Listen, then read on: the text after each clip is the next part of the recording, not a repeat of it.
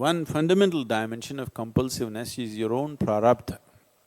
Prarabdha is the allotted karma, and it is like a coiled spring, it wants to find expression.